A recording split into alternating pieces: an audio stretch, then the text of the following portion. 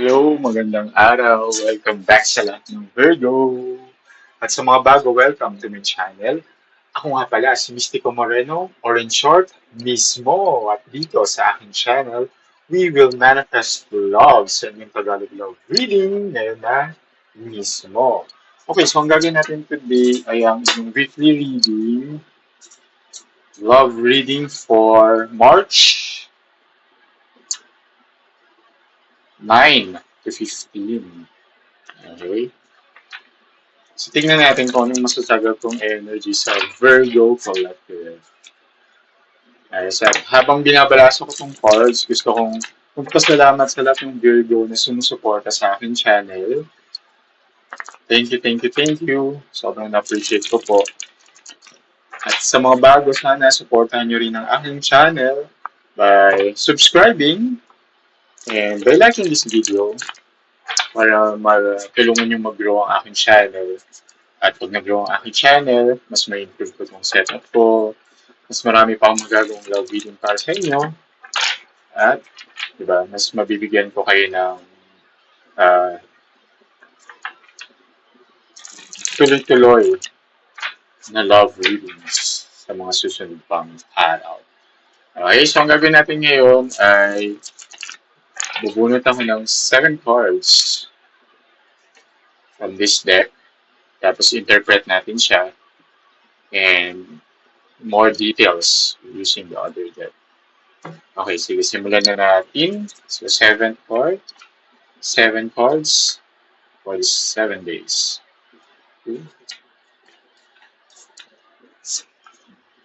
Okay, 4 of Pentacles,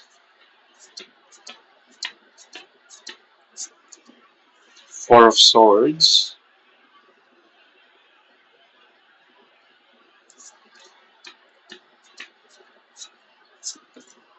Eight of Wands,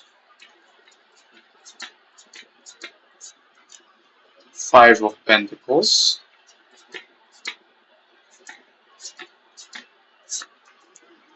Ten of Cups,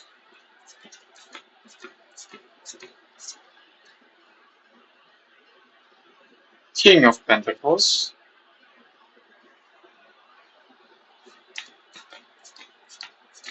and Ten of Wands. Okay.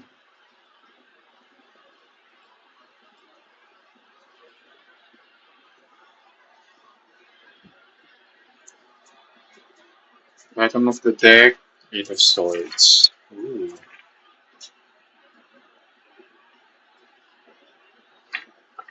Hmm. You felt stuck, pero yeah.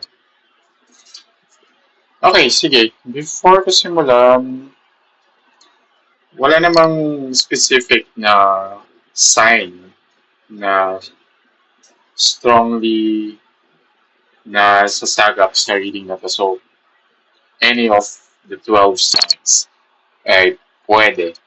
And pwedeng yun yung person ninyo. Okay? Sige. So, for this week, ayan, so the energy is 4 of Pentacles and 4 of Swords. Okay, so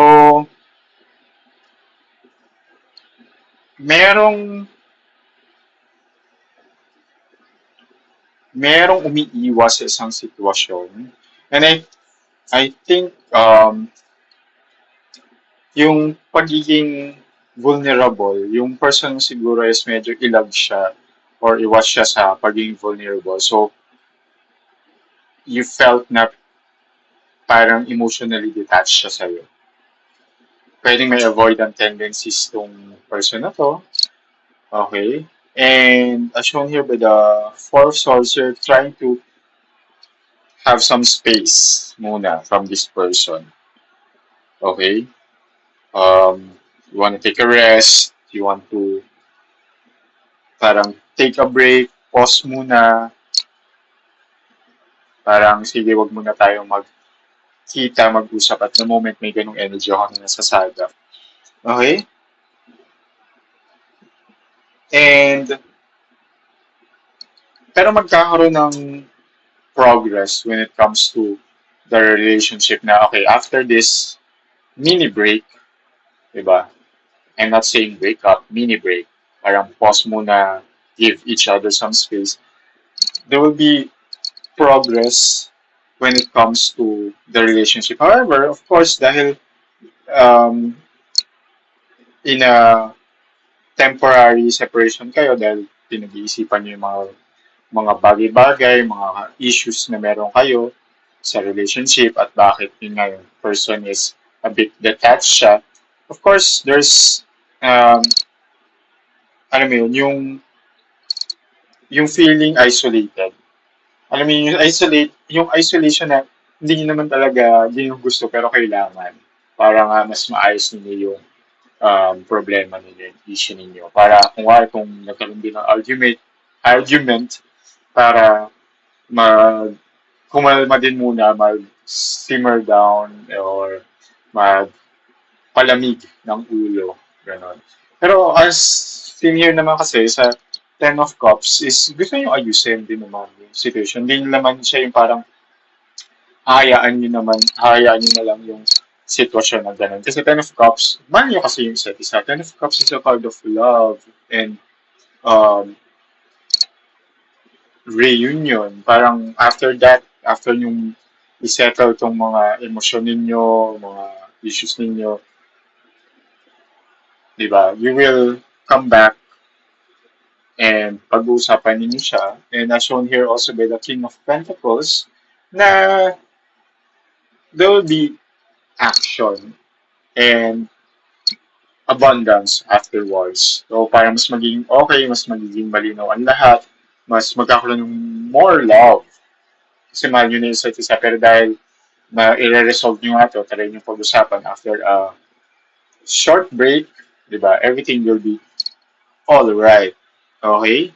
And it would be a struggle, syempre.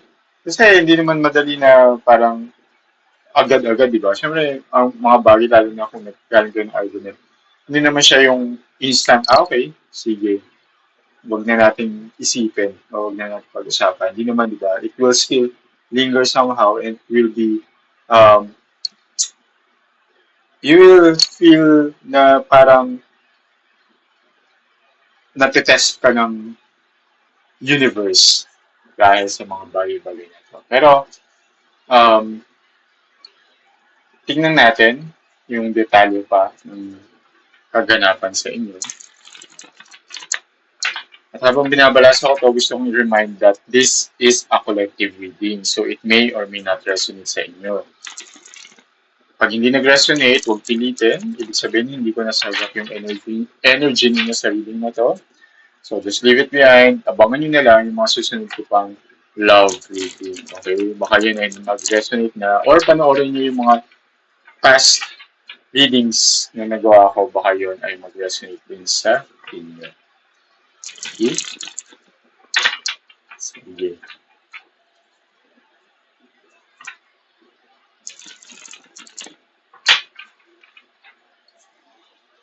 Okay.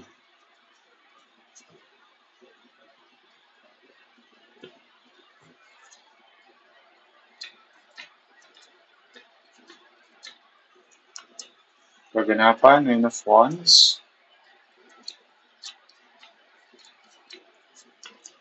Strength card.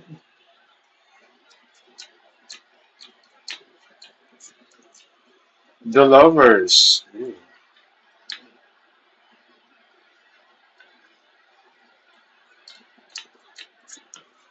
The Sun. Okay.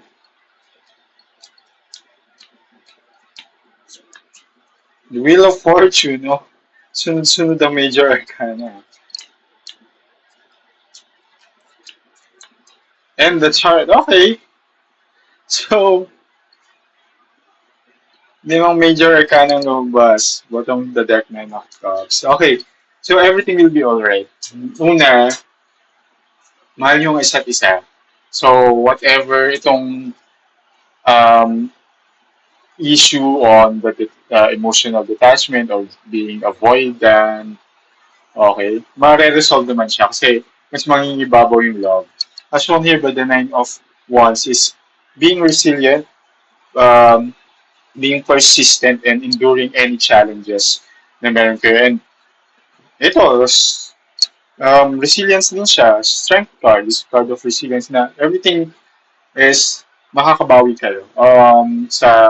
I mean, maayos ninyo ito, ma-resolve ninyo, mahal niyo ang isa't isa, masaya kayo sa isa't isa, shown here by the lovers and the sun card. And it's, this is destined connection. Okay? Para kayo sa isa't isa. Siyempre, may mga bagay lang as you move forward together in a relationship, may mga marirealize kayo sa mga kanya-kanya yung personalities, traits, and how it affects the relationship. And along the way, nag-grow. Diba? Yun yung maganda. Nag-grow ka, nag-grow siya. Kung may issues kayo na nire-resolve nyo siya and marirealize nung both party ano yung um, contribution niya din sa relationship. And as shown here, you really love each other, happy kayo, you're willing to grow together, and as shown here by the chariot, is it's really moving forward in a positive direction. So there's a lot of determination na ma-overcome yung mga challenges, di ba?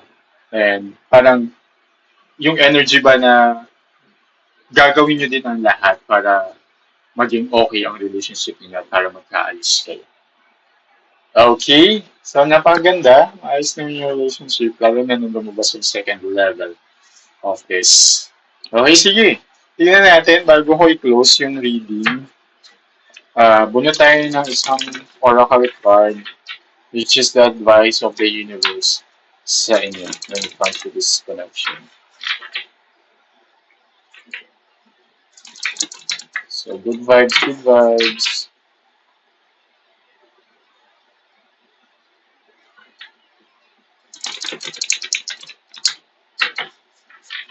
Okay.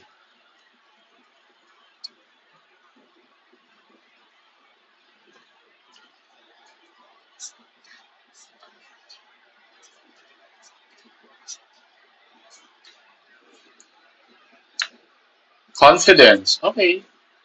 Ayun, so, di ba pag confident naman kayo na mahal nyo ang isa't isa, alam nyo, kahit anong pagsubok yan, maayos mo.